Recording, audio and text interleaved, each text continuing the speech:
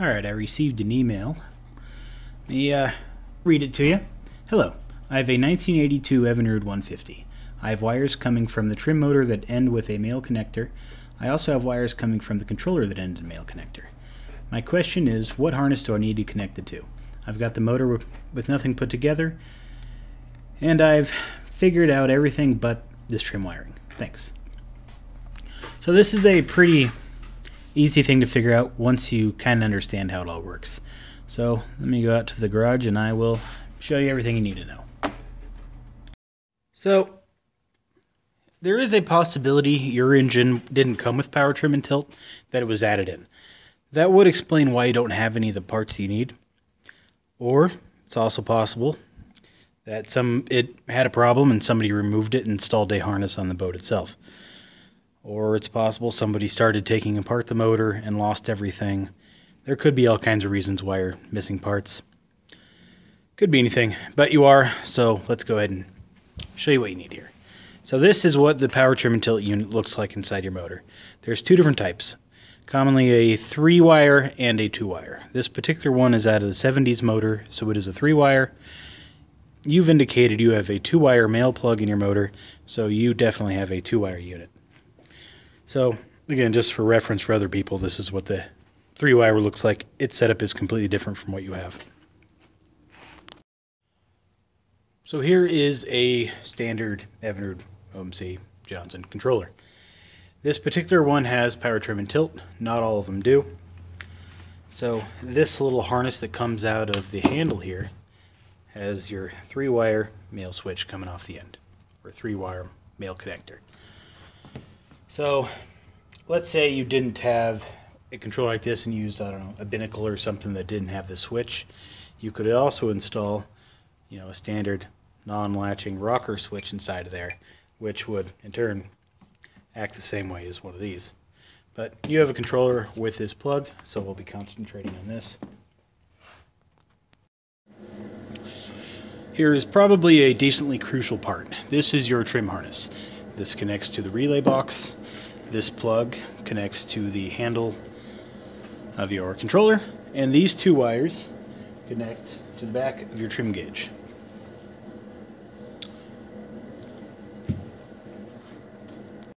Alright, here we have a power trim tilt relay box. So your car battery, your boat battery, it gives you 2 points, positive, negative, or hot, common, hot, ground, whatever you want to refer to it as. So what this does is it supplies your trim motor with 2 constant ground leads. When you activate the switch on your controller, one of these relays turns on and switches it from ground to hot, or positive, allowing the motor to go up, or if you switch over to this one, to go down. Make sense? So that's why you need the 2 relay box. This relay box here is your connectors that would connect to the terminal block on your motor to give it power. This particular one has this wire harness attached to it. This connects to a switch located on the lower hood, allows you to trim the motor up and down without actually being in the boat. Has the larger connector here, which connects to the trim motor. The little 2-prong plug here connects to the trim sender. I don't know why this was added in. Doesn't really matter. You probably don't need that. And this plug, your 5-position plug, connects a harness that runs to the boat, to the controller, and to the trim gauge. So I'll go ahead and hook all this up and show you how it works. Alright, let's get that out of the way. Bring in our controller.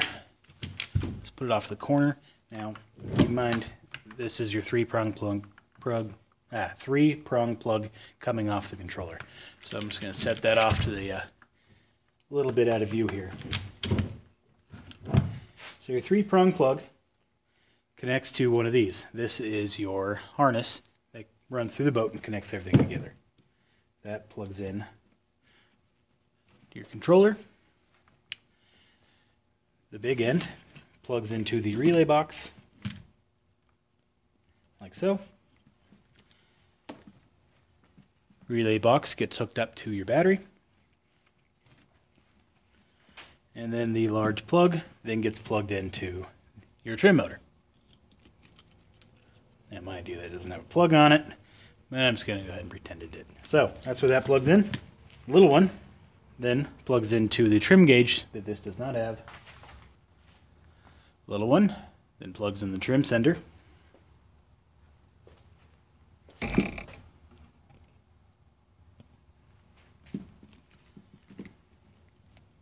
Like so. Obviously not like so, but you get the idea. And then that crucial piece makes everything work, ties everything together. So what you're missing is the relay box and a harness. So you can buy the harness on eBay. That'll work fine for what you're doing. The problem is, since it's designed to be mounted onto a bench, its wiring isn't very long. So you may need to get an extension harness or do some cutting and splicing to make it longer. But basically, you're going to need one of these and some type of relay box. So I'll show you where the relay box usually gets installed to on a motor. Alright, here is a 175 horse. There's its relay box installed onto the side. And up top here is the main connector for the harness that I showed you. And the motor connector, as well as the trim connector. Now, usually all these parts aren't sitting up top of the motor. Usually they're kind of down here by where all the fuel connector and the red plug are. But that's just how this motor was set up.